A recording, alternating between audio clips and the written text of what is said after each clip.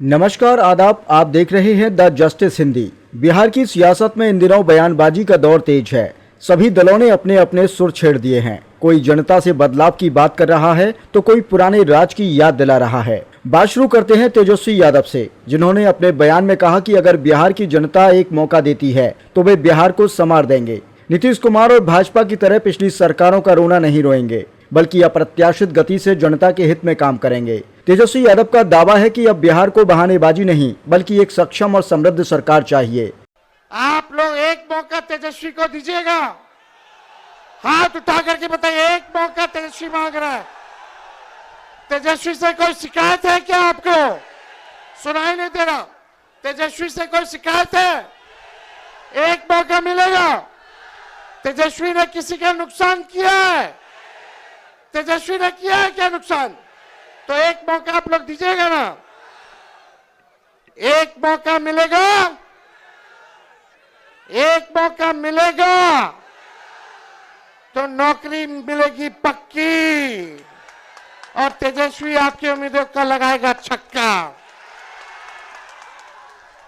सरकार बनते ही 20 दिनों के अंदर कानून बनाया जाएगा कि जिस परिवार में सरकारी नौकरी नहीं है उस परिवार में एक सरकारी नौकरी हम लोग देने का काम करेंगे। वहीं दानापुर में जनशक्ति जनता दल के प्रमुख तेज प्रताप यादव ने मोकामा हत्याकांड को लेकर नीतीश सरकार पर बड़ा हमला बोला। उन्होंने कहा कि नीतीश कुमार की सरकार नींद में सो रही है। चारों तरफ हत्याएं हो रही हैं और बेरोजगारी के कारण अपराध लगातार बढ़ रहा है। इस पे हम यही कहना चाहते हैं कि सरकार जो है पूरे तरीके से नींद से सोया हुआ है। उसी सरकार को बदलने के लिए यहाँ पब्लिक इकट्ठा है। सरकार को बदलना है कि नहीं बदलना है? आप देख ही रहे होंगे कि आपकी जो सरकार है नीतीश कुमार जी, उनका क्या स्थिति हो गया, क्या स्थिति हुआ।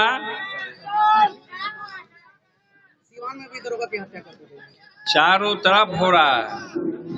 जब तक बेरोजगारी मुक्त नहीं होगा तब तक ये सब क्राइम जो फैलता रहेगा। जिसको रोजगार मिलेगा वो अपना काम में लगा रहेगा। तो सरकार को संज्ञान लेना चाहिए, सरकार को पकड़ना चाहिए। उधर पटना के मनेर में बीजेपी के राष्ट्रीय अध्यक्ष और केंद्रीय मंत्री जेपी नड्डा ने आरजेडी और लालू परिवार पर तीखा वार किया। उन्होंने कहा कि लालू यादव के शासनकाल में अगर कोई सड़क मांगने जाता था तो उसे धमकी दी जाती थी, लेकिन सड़क बनेगी तो पुलिस पहुंच जाएगी। उस समय लालू यादव गर्व से कहते थे कि हमारा बिहारी अंगोछा पहनकर जाता है और टाई सूट पहनकर लौटता है। बिहार को यह अपमान देने का काम लालू यादव ने किया था। नड्डा ने आगे कहा कि अब बीजेपी के घोषणा पत्र में 1 करोड़ सरकारी नौकरियों का वादा किया गया है। मित्रों, मैंने आपके सामने इतनी सड़कें गिनाई, लेकिन याद रखना आप सब नौजवान हो, आपको मालूम नहीं है लालू के राज में 1990 से 2005 में जब कोई सड़क मांगने जाता था तो लालू बोलते थे, अरे सड़क बना देंगे तो तुम्हारे गांव में पुलिस पहुंच जाएगी और तुमको पकड़ लेगी। सड़क नहीं है तो ठीक है, आराम से रहो और चोर खसोटी जो करते हो वो करते रहो, ये बात कहा करते थे। आज ये तेजस्वी पलायन की बात करता है।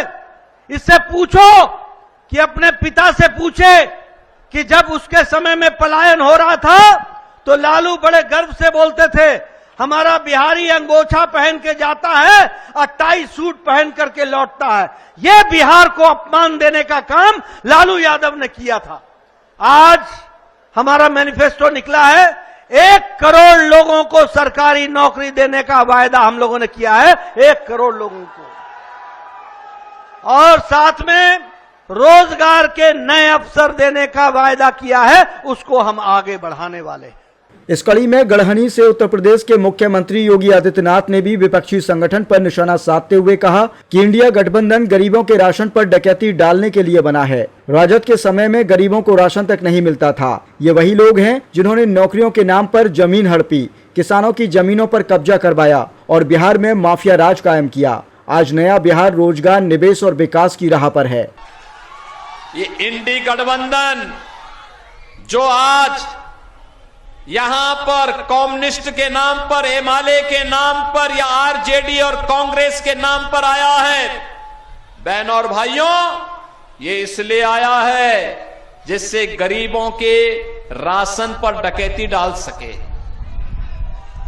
ये इसलिए आया है क्योंकि पुराना अनुभव है, पहले राशन मिलता नहीं, गरीबों को मिलता नहीं था आरजेडी के समय, और गरीबों के राशन को तो खाया ही खाया, इन्होंने तो पशुओं के चारे को भी खा दिया था। ये वही लोग हैं, बात गरीबों की करेंगे और गरीबों के गटई को दबाने का काम भी करेंगे। वहीं पटना में मोकामा हत्याकांड पर प्रतिक्रिया देते हुए तेजस्वी यादव ने कहा कि लोकतंत्र में हिंसा की कोई जगह नहीं होनी चाहिए। सवाल यह है कि 40 वाहनों का हथियारों से लैस काफिला घूम कैसे रहा है। चुनाव आयोग और प्रशासन आखिरकार क्या कर रहे हैं। उन्होंने चुनाव आयोग से तुरंत संज्ञान लेने की मांग की है। एक तरफ विपक्ष सरकार की नीतियों को निशाने पर ले रहा है, तो दूसरी तरफ सत्तारूढ़ दल पुराने राज की नाकामियों को याद दिला रहा है। कुल मिलाकर बिहार की जमीन पर चुनावी हवा अब तेजी से बदलती नजर आ रही है और जनता का मूड ही तय करेगा कि अगली बार बिहार की कमान किसके हाथ में जाएगी। ऐसी ही खबरों के लिए द जस्टिस हिंदी को सब्सक्राइब करें और बेल आइकन दबाएं।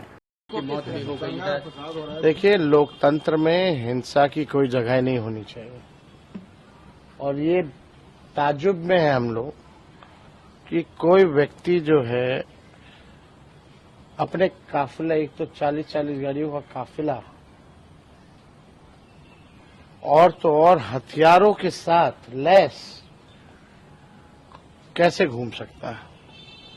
इलेक्शन कमीशन क्या कर रही है, प्रशासन क्या कर रहा है, अब तक क्या कार्रवाई की गई है।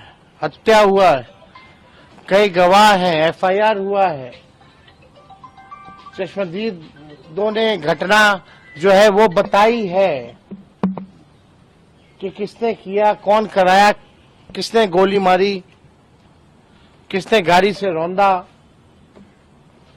लेकिन प्रशासन के लोग चुप है,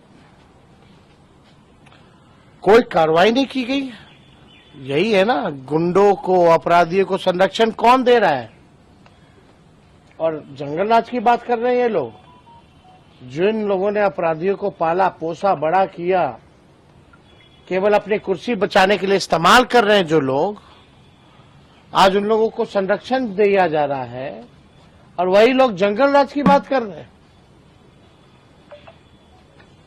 इलेक्शन कमीशन को तो संज्ञान लेना चाहिए, सुमोटो लेना चाहिए कि ये कैसे हुआ, किस अधिकारी पे कार्रवाई हुई, कोई एक पुलिसकर्मी पे, कोई डीएसपी एसपी के पे कोई कार्रवाई नहीं की गई। तो आप समझ जाइए बिहार में स्थिति क्या है। अब सच्चाई सामने आ गई, बिहार की जनता देख रही है।